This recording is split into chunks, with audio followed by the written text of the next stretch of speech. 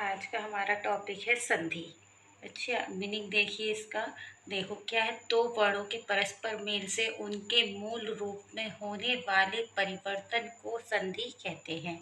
ठीक है, अगर संधि पूछा जाए आपसे तो वर्णों के मेल से जो परिवर्तन होते हैं उसे संधि कहते हैं। और अगर समास पूछे जाए तो उसमें शब्दों के मेल याद रखने वाली बात है। संधि संधि के हम पहले पढ़ेंगे प्रकार, कितने प्रकार की होती है संधि। स्वर संधि, व्यंजन संधि, विसर्ग संधि। स्वर संधि से अधिकतर क्वेश्चन पूछे जाते हैं। ठीक है, स्वर संधि में भी प्रकार होते हैं, 5 भागों में डिवाइड होती है। तो उसके नाम क्या क्या है? दीर्घ संधि, वृद्धि संधि, गुण संधि, यड़ संधि और अयाधि संधि। ओके, अब हम इसे ट्रिक के माध्यम से जानेंगे, जिससे हमें दिमाग में फीड भी हो जाए और याद भी रहे। ठीक है, दीर्घ संधि क्या है?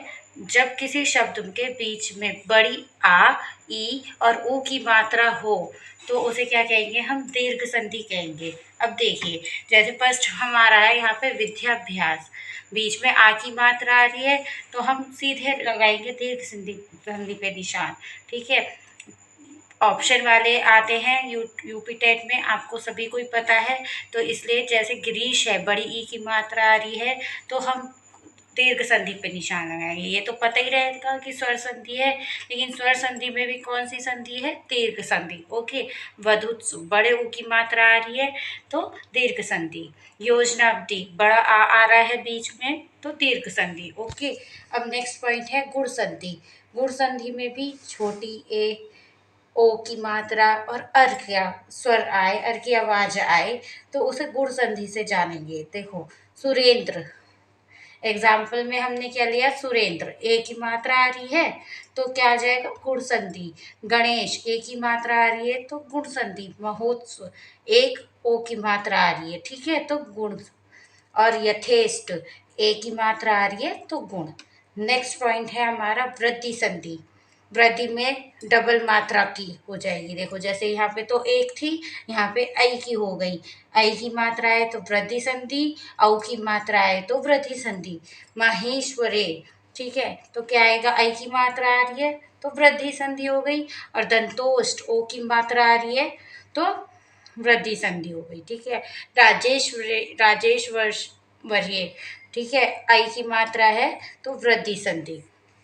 यड़ संधि क्या है? अब देखो, या र व के साथ अधूरा शब्द आए तो क्या हो जाता है? यड़ संधि हो जाता है। देखो क्या है? अति प्लस आवश्यक, अत्या आवश्यक, आधा तैयार है ये से पहले तो ये हमें यड़ संधि का याद दिलाएगा। ठीक है, स्वागत तो आधा से आ रहा है वैसे पहले, ये रे वे ध्यान रखना है। इससे पहले अगर आधा शब्द आए तो वो यड़ संधि होती है। प्रत्येक, ये से पहले आधा तैयार है तो ये क्या हो गई? हमारी यड़ संधि।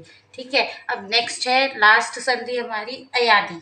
ठीक है, इसमें क्या याद रखना है? ये और वे का उच्चारण निकलता है बीच में, अक्षर के बीच में अगर ये और वे आए तो वो सीधे ही आपकी अयाधि संधि के अंतर्गत आता है। जैसे नयन, शयन, पावक, नायक, पवन और भवन, ऐसे कुछ वर्ड्स हैं जो आते हैं एग्जाम में तो आपको अयाधि संधि पे राइट लगाना है। Okay, thank you.